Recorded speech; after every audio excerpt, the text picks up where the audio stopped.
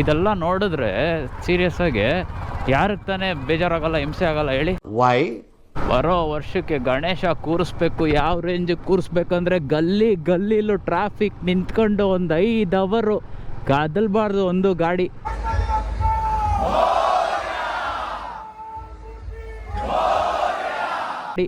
ಹಂಗೆ ಕೂರ್ಸೋಣ ಅಂತ ಅನ್ಸುತ್ತೆ.